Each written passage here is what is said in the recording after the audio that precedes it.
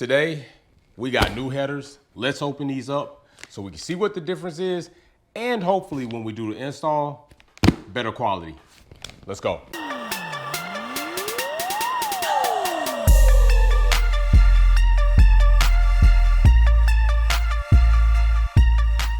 All right, guys, what's going on? Welcome back to a Wolfpack Performance Harsh Times wide body tag build. In this box, we have another set of headers. So far we've been through maybe 3 headers so far. Okay, and originally I had Skunk 2 Alpha Series, and wanting to do something different, getting those refinished, sold those, put the money into another set of headers that were already black. Those were crap, sold those, and they were crap in perspective. The finish wasn't what I wanted, sold those. Then you already saw the PLM video. Those headers came in, looked like they were gonna be the part, put additional money into getting those headers Cerakoted or ceramic coated black, so that's about 300 bucks.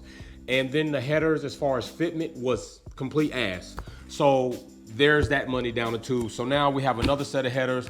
There's also a situation going on with exhaust systems and headers and downpipes that we will talk about that's pretty important, because you're having to do a lot of documentation just for buying these parts now. But let's go ahead and get these things open so we can see what the new headers look like. The box is relatively small to what we're accustomed to doing. As you can see right here, QC checks, which is a little bit something different that I haven't seen on a lot of parts, but 2 different stamps, meaning 2 different people have verified that either these parts are all in the box. Said part numbers go with this part number, and you'll see a bunch of disclaimers over here that we will again talk about. So these headers are a bit different. I wanted to go for a different look if I was going to do something different. And where the hell is my razor blade? I don't know where it is, but I got a drill bit right here. So I wanted to do something a bit different with these headers, and in doing so, also did a little bit of research. Now, I've never had this company's headers before, all right? Never had this company's headers before, and I really don't plan on promoting this company heavy as far as headers are concerned, because they haven't paid me for so that's not the point, and I don't plan on highlighting the brand unless need be, all right? So as it sits right now, I'm not big on saying go get these. That's not what I'm telling you.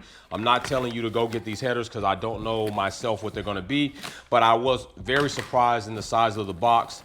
The packaging looks good, as we can see, decent packaging to keep everything protected, which is a problem that I've run into quite a bit with most people sending headers. So let's get some of this stuff out of here carefully. There we go, there's one portion of the header. And we got some more parts in here. Here are some other parts of the header. And actually, we got something back here on the sidewall. I think this is the header gasket. Yeah, that's the header gasket. I'm not gonna remove that. And there's nothing much else in here. So we'll go ahead and close this box up and use this box as the display area for right now. Let's go ahead and close it the other way. All right, so right off the back, here is the main portion of the header.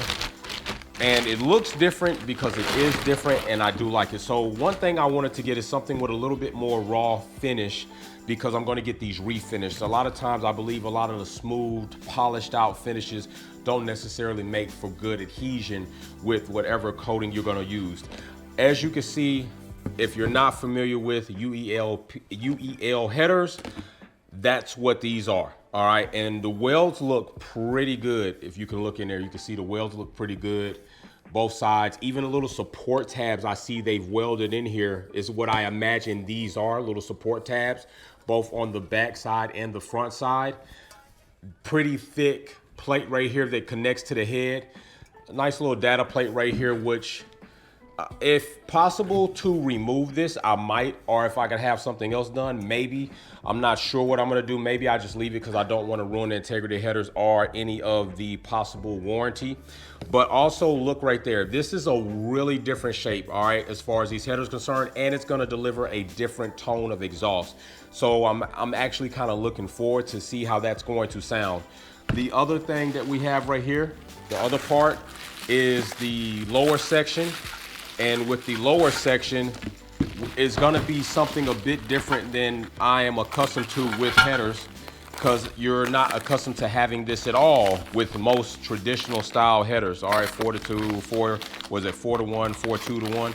So right here, this probably should be my V-band is what this should be. I'm just gonna cut this open right there so I can get to this fairly easy. Yeah, this probably should be the V-band. Yeah, that's what this is. So let's go ahead and, all right, there we go. All right, so there we go. There's the band. Here's the donut with the 2 bolts, your flange. So all of that is in there as well. And so this is a little bit different than what we're accustomed to seeing on our other headers as far as connecting the 2 halves. Most times you just have 2 bolts, you connect them, and then that's it. This one you're gonna have a band. And you see right here, we got our bongs covered in for our O2, for our sensors. And this portion right here will connect to the headers, which I kind of like this. I'm kind of wondering how this is going to work out, because this also gives you a little bit more flexibility on when you have these 2 portions together, for this to kind of swivel a bit and lock it in place if you do need a little bit of adjustment on that. So I thought that was pretty interesting as well.